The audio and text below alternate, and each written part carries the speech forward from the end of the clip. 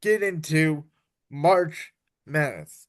So we don't have the brackets out. We're recording this before March Madness comes out, but me and you are both part of this organization called Youth Challenge. We will be there together at the time this podcast comes out on Tuesday, March 18th, to do their beer brats and brackets auction for that event. So I wanted to bring you on this year, and so we can talk a little bit of March Madness and you know look at the teams this year. I think obviously Duke with Cooper Flag, the number one projected overall pick. I think we all know has a chance to win it all. Florida's definitely in the mix. Your Alabamas, your Tennessees, your Auburns. The SEC is really strong this year in college basketball. But outside of the big ones, or maybe just are the big ones, like who are your favorites to take it on this year? I want to see Duke. I want to see. I I I I just like to watch for just to see what Cinderella teams, and then if there are any Cinderella teams, I like to see them go as far as they can. Like that one year that what was that team? Florida. Florida Gulf Coast. Yeah, when they were going on a run, I just wanted to see them keep winning and winning and winning. How about Loyola of Chicago the one year? How about NC State last year, who now fired their coach? How about that? Right. Uh, I think March Madness, and I've said this, like, you can disagree with me all you want on this. I think dynasties are mostly good for sports. Like, I liked the New England dynasty. I even somewhat liked the Kansas City dynasty until you got to play them. Like, I like the Golden State Warriors dynasty until you had to play them. Like, I think dynasties are just excellence, and everybody gets mad at them because they can't beat them. Right. I don't think it's good for college basketball Well, though. that's what I mean. I think college basketball is the one sport where it's like I root for the underdog. Right. And then like the one and done's ruin it too, in my opinion. Yeah, I do think the tournament has been watered down because of the one and dones and because of the fact that Adam Silver in the NBA, unlike the NFL, like I think one of the things that's making the NFL and college football more popular than ever, people are watching college football on Saturday. They're seeing the next star. They're watching stars on Sunday, on Saturday, essentially. The NBA and college basketball don't have that working relationship. So you go into the NBA draft. Nobody knows who the hell these guys are. Right. Unless you're a top prospect or something like that. Right, like Duke, like Cooper Flag. And Yeah. you know what else? It's rare that a team like Duke that has Cooper Flag and the number one overall pick actually wins the championship. Right. Because one of the things that I've noticed, doing our research packet this year, is especially for like some of these lower seeded teams, like your McNeese, your Drakes, even your Baylor's, right? Your Memphis's. These guys, they're smaller teams, but they shoot the hell out of the ball. Right. And and they they're more team oriented, and it's not like focused on one player. Yeah, and they're all similar heights, right? And they have mix of wings and guards, and they're very versatile.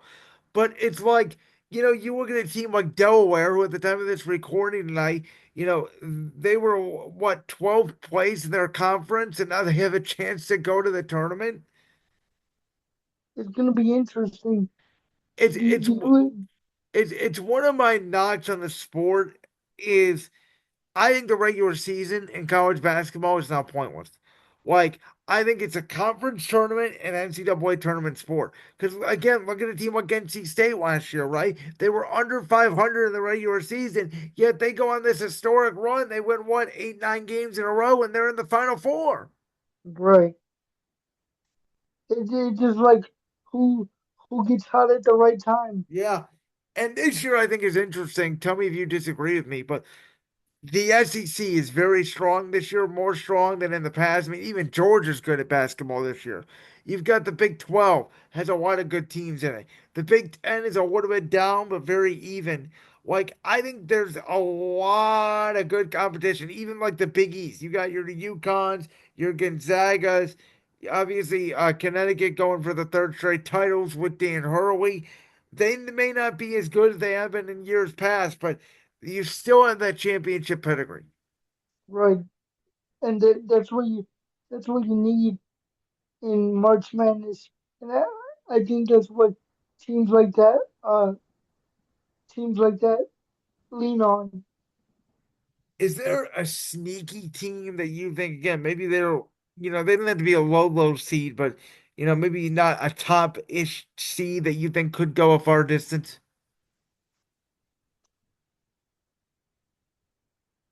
Um, Arizona, Okay, I like that. They were a top seed a couple years ago. Now they're a 3 or 4 seed somewhere in there. They're projected to be. Obviously, I think they're long and they have the veteran experience now that they could make a longer trip. I'll tell you another one who, being an Ohio State guy, you're probably not going to like this, but I like Michigan. I think they're long. I think they can shoot. And I think they play very good defense. I know they've lost these last couple games, but I think they're a team that you just don't want to play. yeah, I like Michigan State too. Yeah.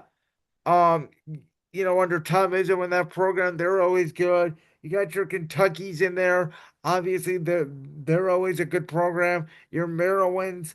Um, there's from what I've noticed this year, there's not that one lower seed that sort of sticks out right among the pack. Right.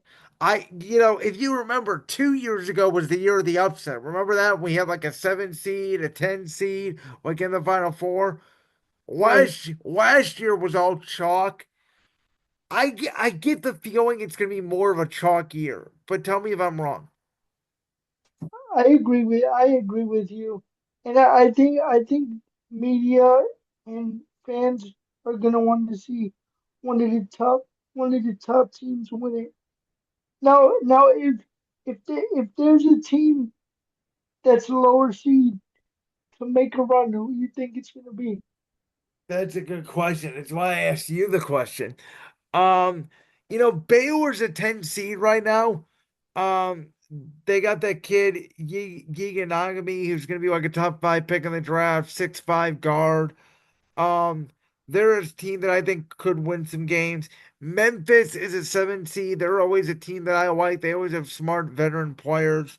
Marquette is always in there like an 8 or 9 seed who always plays good basketball, right? They're always guaranteed to win a couple rounds. So that's where I'm kind of looking at. You like Kansas? Yeah, I think that they could be good too, right? They have the pedigree with Bill Self. Um, I don't think they're as deep as they were in years past, but I do think that their talent, their experience, they've handled the Big 12 pretty well this year. I think they can definitely make a run.